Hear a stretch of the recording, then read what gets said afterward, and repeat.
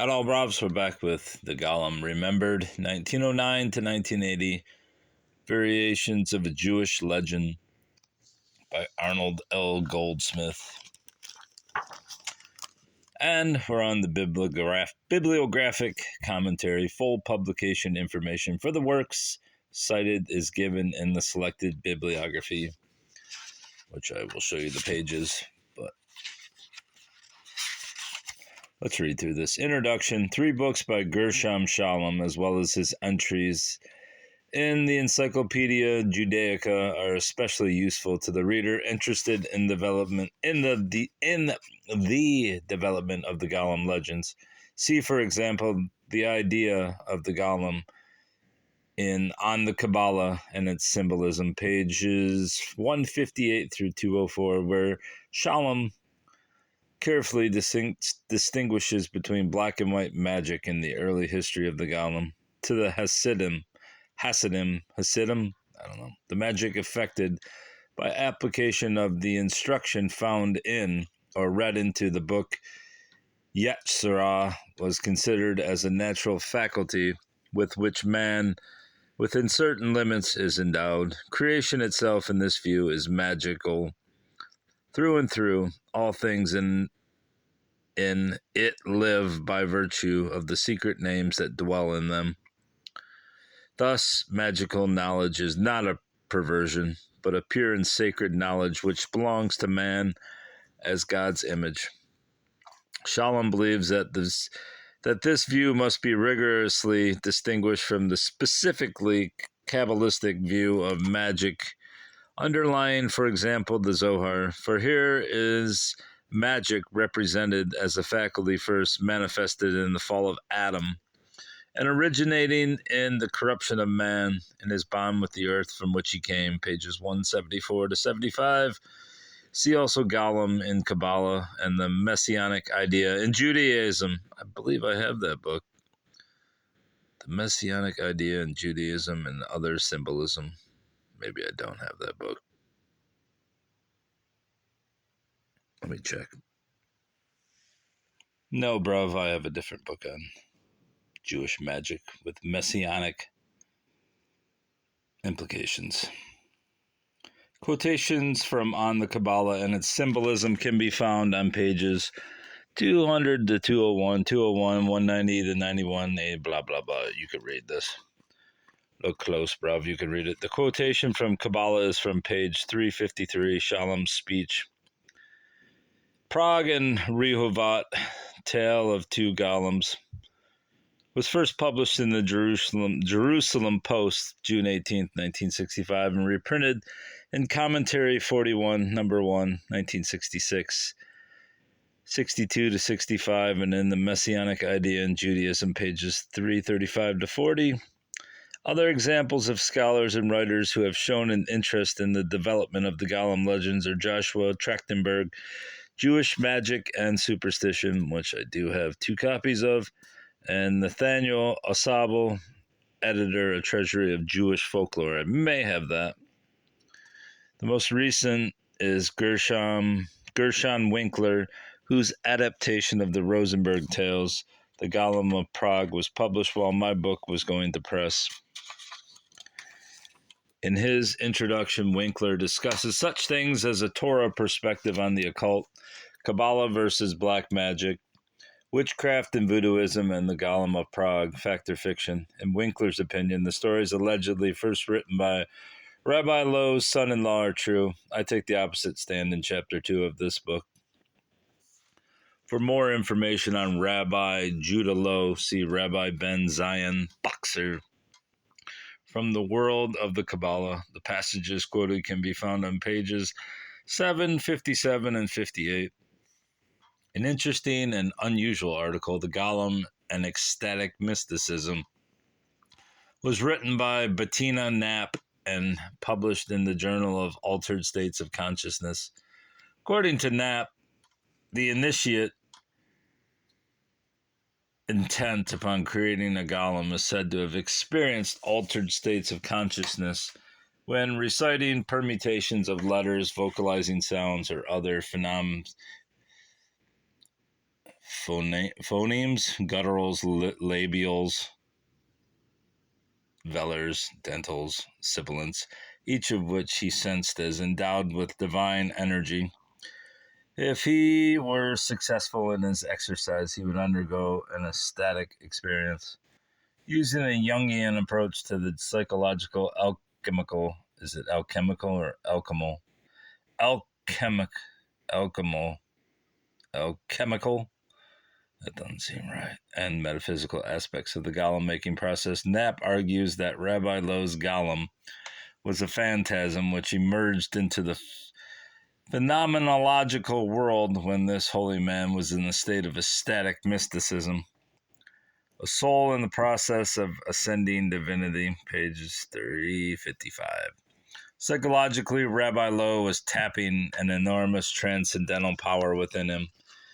Pardon for the shaking of the phone, but that's the way it goes.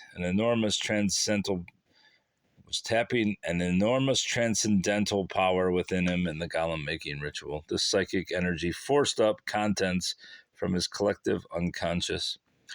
Chapter 1, From the World of the Kabbalah by Rabbi Ben Zion Boxer, supplies much helpful information on the historical background of the period and Rabbi Lowe's ideas. Quotations from this book are from pages 153, 151, 18, 19, 23, 194.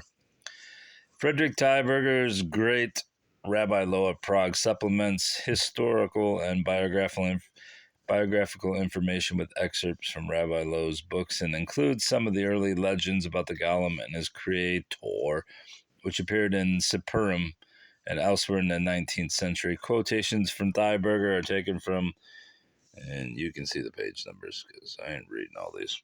Tieberger himself supplies a beautiful example of an oral source making its way into print. In his parents' house in Prague, he heard the following legend about Rabbi Lowe, perhaps the only one of the tales not involving magic. Because of his strict observance of dietary laws, Rabbi Lowe always brought his own food when he was invited to eat with Emperor Rudolph. One day, the emperor decided to test him secretly and ordered the imperial chef to prepare the same dish that the rabbi brought. Soon after the meal began, Rudolph rose and asked his guest to join him in the next room to see a new instrument. In Rabbi Lowe's absence, the chef's dish was substituted for his. When they again sat at the table, the rabbi did not touch any more of the food. In reply to the emperor's question, he asked to be forgiven, but there was a regulation that one must not continue to eat a dish once one had risen from the table. The emperor, ashamed, confessed what he had done and expressed his admiration of the wisdom of the rabbi's law. There is some uncertainty as to the date of Rabbi Lowe's birth. His first biographer, Nathan Grun, lists 1522 in Der Hoa Rabbi Lowe, but Meyer, Perlis, and Rabbi Boxer think it was 1512, as does Tieberger. Udall, Rosenberg, and Chaim Bloch give the date as 1513, while the New Jewish Encyclopedia records 1520. Another discrepancy involves the famous Alt-Nishkul, where so many of the tales take place. Actually, Judah Lowe spent comparative little time there in the course of his entire career. There has also been some confusion over the date of Rabbi Lowe's meeting with Emperor Rudolph in Rabbi Lowe and the Golem, Jewish Spectators, summer 1977. Page 47.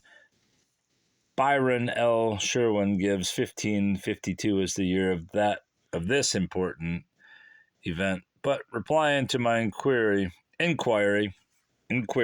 he explains in a letter dated October 3rd, 1977, that 1552 is a printer's error. The correct date is 1592. For another translation of Yitzhak Cohen's recording of his father-in-law's visit with Emperor Rudolph, see Tieberger, pages 38 through 40. The reader interested in seeing how the oral sources first found their way into print should consult the following works mentioned by Tieberger: the Warsaw 1869 and London 1902 editions of the Perlis Family Chronicles, Bilder aus meiner Nabenzeit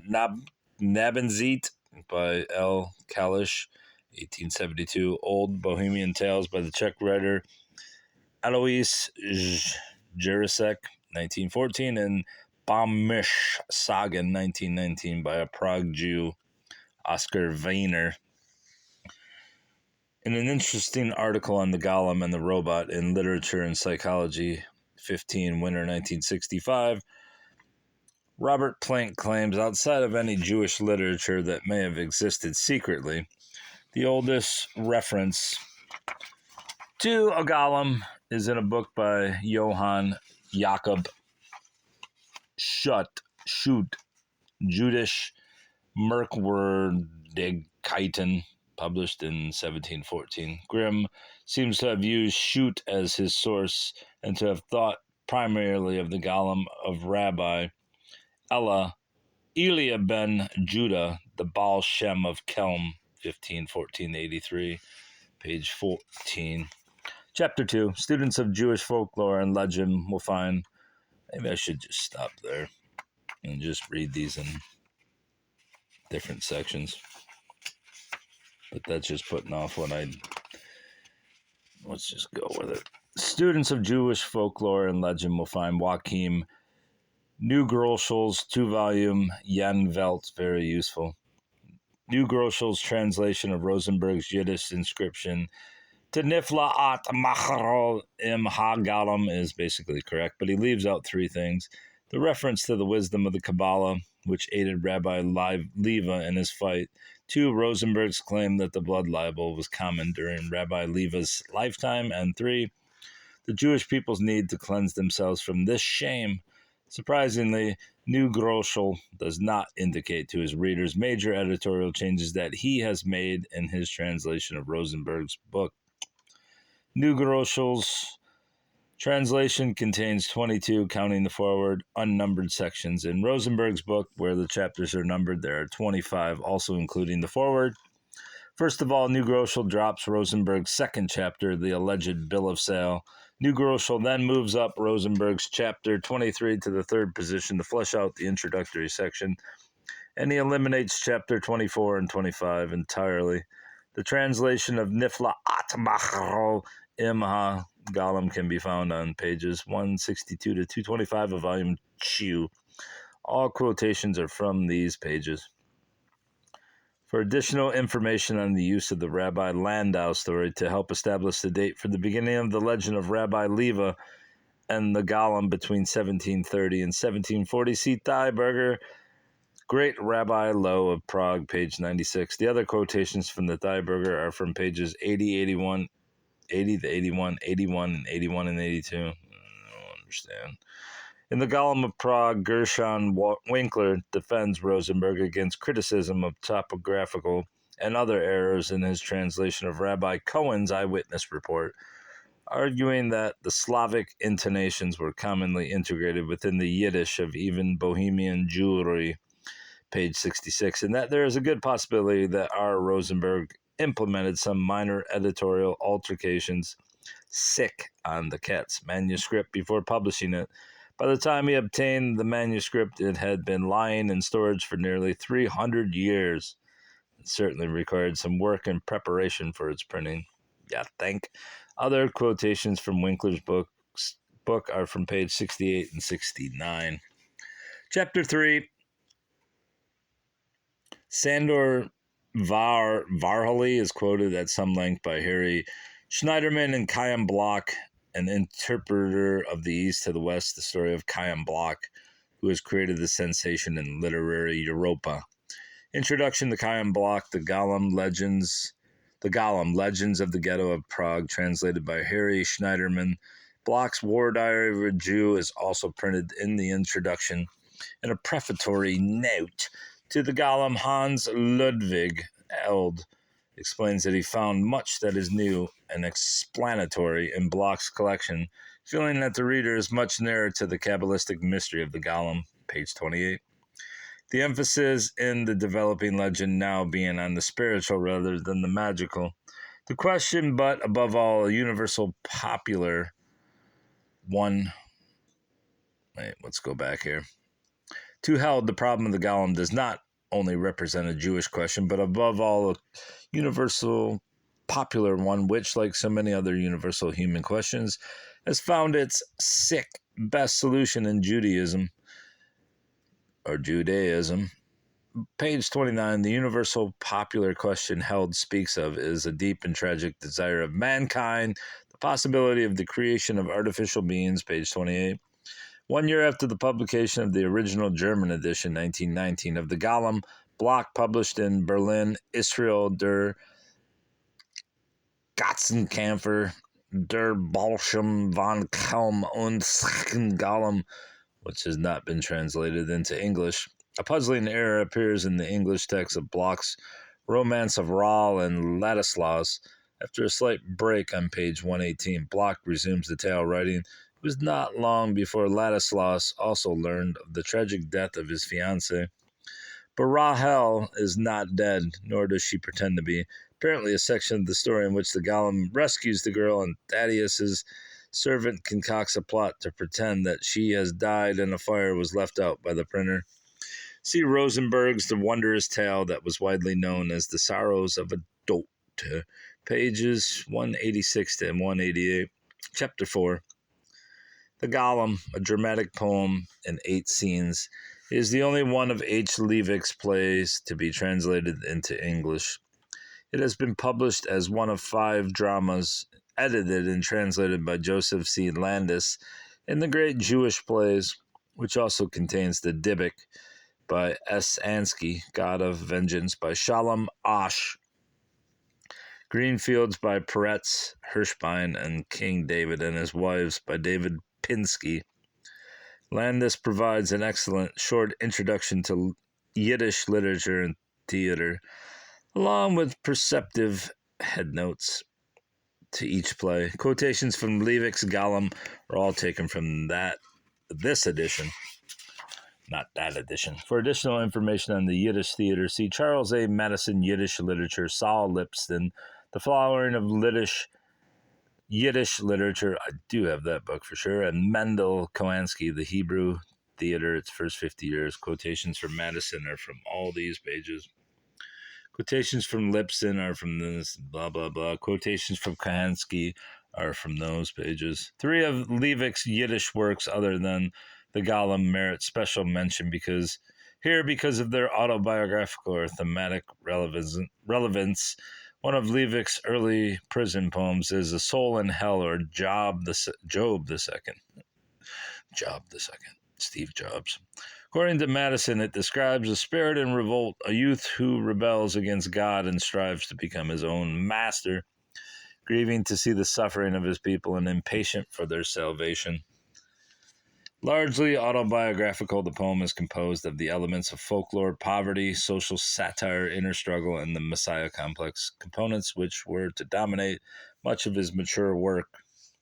Pages 351 to 52. In the Salvation comedy, The Golem Dreams, 1932, Leivick returns to the subject of the Golem using the word comedy in his title, the way Dante did in his Divine Comedy. In Leivick's drama, the Golem awakens after 400 years, is given the name Yossel, unchains the Messiah whom he remarkably resembles, and eventually is acclaimed the Messiah after Hanina ben David reluctantly uses violence to kill his rival Ben Joseph.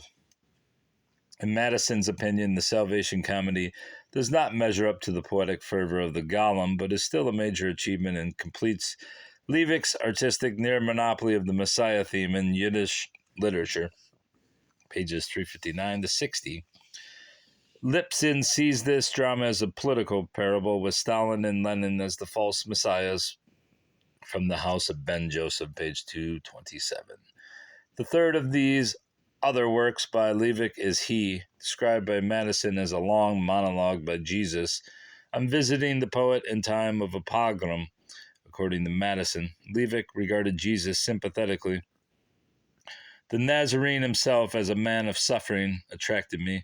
I saw in him simply a prisoner. I am excessively pained by the figure of Jesus Christ. He is to me the expression of all who find salvation through pain. Page 360.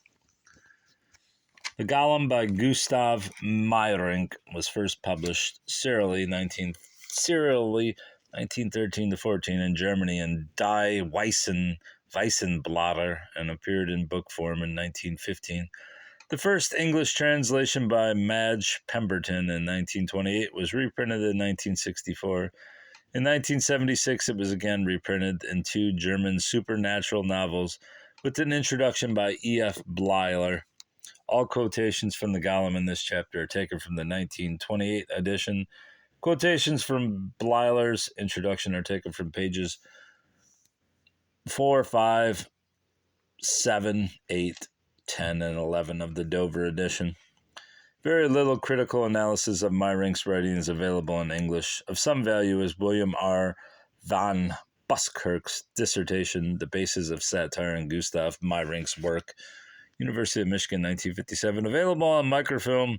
Quotations from van Buskirk in this chapter are taken from pages 1 to 26.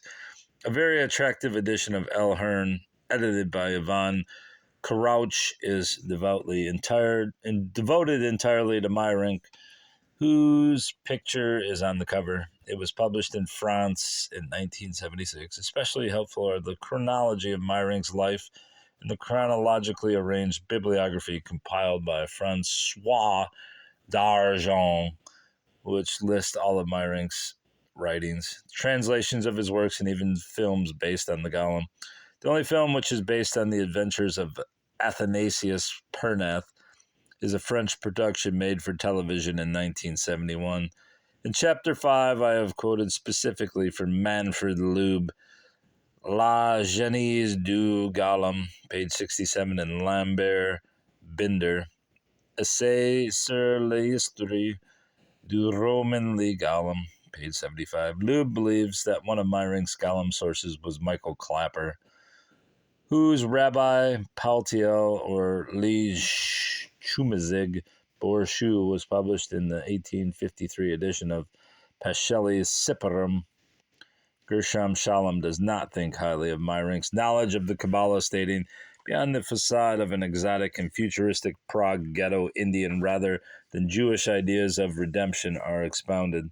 The alleged Kabbalah that pervades the book, the Golem, suffers from an overdose of Madame Blavatsky's turbid theosophy, on the Kabbalah and its symbolism, page 158. For an illuminating study of literary use of the alter ego, see Robert Rogers, The Double in Literature. My one quotation from this book comes from page 58.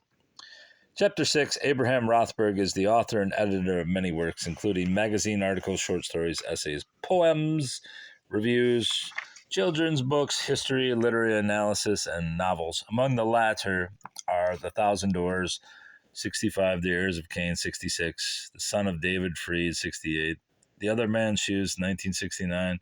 His Alexander Solzhenitsyn, the major novels, was published by Cornell University Press in 1971.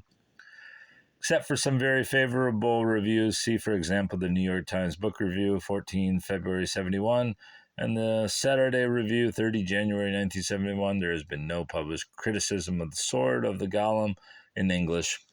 All quotations from this novel are taken from first edition, which I assume is the first edition, but you never knew. You never knew. Published in December 1970. Rothberg's autobiographical statements are quoted from the final page of the Bantam edition, 1973, and his personal essay on the genesis of his novel, What Time Is It Now? Southwest Review, summer 1973. In a letter to me dated May 13, 1980, Rothberg explains that he read Chaim Bloch, Gustav Meyrink, and H. Liebig in his youth, but that he read parts of Udall Rosenberg's collection of tales only after he had finished writing his novel. The quotation from Donald F. Glut, The Frankenstein Legend, is from page 17. Chapter 7. For more information on the opera Der Golem by Mr. and Mrs. Abraham Elstein, see Alan Rich, Golems, Mr. and Mrs., New York Times, March 18, 1962. Rich's article is accompanied by 3 large photographs of scenes from the opera. The quotation from Shalom Kabbalah is from page 355. The quotations from Glut, Frankenstein legend are from page 70, 74. Henrik Gallen's complete scenario for Der Golem, Fire die Welt can be found in Roger Mandel, editor, Masterworks of the German Cinema. All quotations from the scenario are from this edition. Quotations from Manville's introduction are from pages 10 to 12. 10, 12. Irving Howe's translation of Itzhak Leib Peretz's The Golem appears in Irving Howe and Eliezer, or is it Eliezer Greenberg, editors, A Treasury of Yiddish Stories. Howe's translation was also reprinted in Saul Bellow, editor, Great Jewish Short Stories. An autobiographical essay by Jorge Luis Borges was published in the Aleph and Other Stories, 1933 to 69. The quotation from Borges is found on page 216. The quotation from Anthony Kerrigan appears on page 7 of his foreword to Borges, which is VII. It's forward, not that you're listening at this point, to Borges' personal anthology. Letter to Jorge, or is it George Louis Borges, apropos of the Golem by John Hollander, can also be found in the Nightmare Mirror poems by John Hollander. Hollander's own translation of Borges' Golem can be found in George Louis Borges' selected poems, 1923 to 1967, 1972, with an introduction and notes by Norman T. D. Giovanni. In this bilingual edition, Hollander's translation appears opposite the original Spanish on pages 111, 113, 115. And the selected bibliography, you can pause the page and look because there's no damn way I'm reading these. Hopefully it whatchamacallit, focuses. If not, and you need a page, it didn't work, let me know. I will begrudgingly video it for you.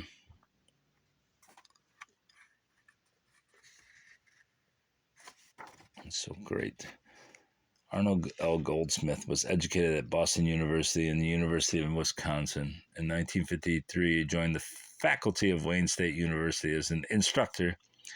He is currently a professor of English. Professor Goldsmith's previous publications include several articles in the fields of 19th and 20th century American literature, as well as Publication Guide for Literary and Linguistic Scholars, which he co-edited with Milton Bird, and American Literary Criticism, 1905 to 1965. The manuscript was edited by Sherwin Carr. The book was designed by Gary Gore. The typeface for the text and the display type is Mergenthaler's VIP Palatino, based on an original design by Hermann Zapf in 1950. The text was printed on Glatfelter B31 paper. The book was bound in Holliston Mills's Kingston natural finish cover cloth over binder's boards, manufactured in the United States of America. And that's all. You've read it now, bruv. You've read it. Goodbye. Goodbye.